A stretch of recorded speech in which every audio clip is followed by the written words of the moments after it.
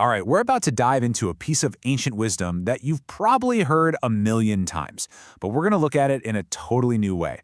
Not as a history lesson, but as a practical, powerful blueprint for success that you can start using today. Yeah, that's the one, from Hillel the Elder. If I am not for myself, who will be for me? And when I am for myself, what am I? And if not now, when? It's a classic, right? It's powerful, memorable, but what if it's more than just a nice, inspiring saying?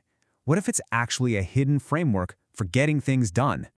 Seriously, what if these 3 simple questions are a complete model for achievement? A step-by-step guide you can use to figure out your goals, take real ownership, build your team, and, this is the most important part, actually start making things happen, right now. So let's break down exactly how it works.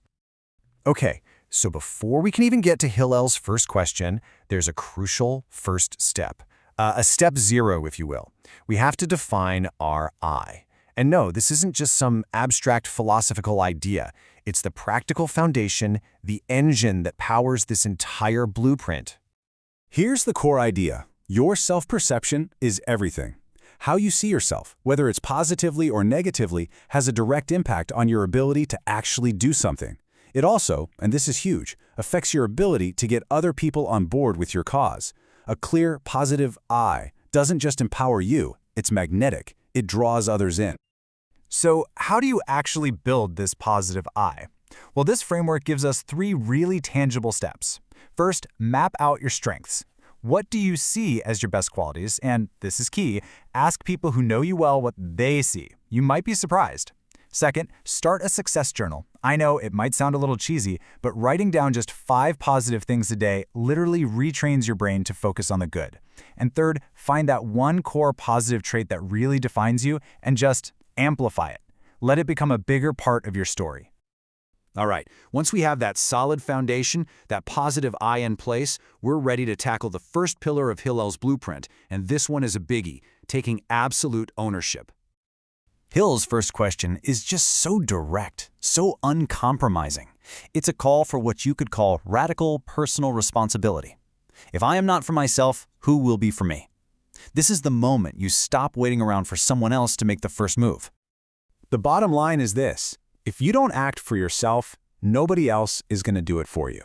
The push, the momentum, that initial spark, it has to come from you. You are in charge of your own life, period. But here is where the genius of this framework really shines. Taking personal responsibility doesn't mean you have to go it alone. In fact, it requires this crucial balance, which brings us right to our second pillar, building alliances. What's so fascinating here is how Hillel's second question acts as a check and balance on the first one. After he tells you that you have to be the primary driver, he immediately forces you to recognize your own limits. And when I am for myself, what am I? Think about it. If you are only for yourself, you're not enough on your own. So you have this essential tension that you have to manage. Self-reliance is the engine, but collaboration, that's the fuel. You're the one in the driver's seat, but you absolutely need a team to help you get where you're going. The key is, you don't rely on them to do the work for you, you enlist them as partners to help achieve the goal that you are driving forward. Okay, so we have our foundation, the positive I, and we have the 2 pillars of ownership and collaboration. Now we need the spark. We need the catalyst that ignites the whole thing, and that is pillar 3, act now. This final question is the ultimate call to action. It just cuts through all the procrastination, all the excuses. It creates this profound, necessary sense of urgency. The time for waiting and wishing and someday, it's over. And the answer couldn't be more simple or more direct. Just begin. The perfect time is never going to arrive. The stars will never perfectly align. The only time to start moving toward your goal is right now, even if it's just with one single small step. But listen, acting now doesn't mean being chaotic or reckless. It means starting the process now.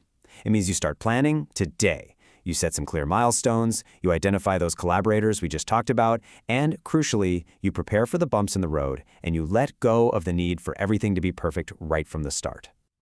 This is such a critical point. If you demand a perfect outcome before you even begin, you basically guarantee you'll never start at all. You have to be willing to move forward imperfectly, to make adjustments as you go. Remember, the goal is progress, not perfection. So there you have it. We've taken this ancient, famous quote and we've unpacked it into a powerful 4-part framework for getting things done today. It all starts with building your positive self, then you embrace total ownership, you balance that with smart collaboration, and you light the fuse with immediate action. At the end of the day, this entire framework is designed for one thing: action. It's not just something to think about, it's something to do. So the only real question left, the one Hillel leaves us with, is for you. You've heard the blueprint. What is the very first step you're going to take right now?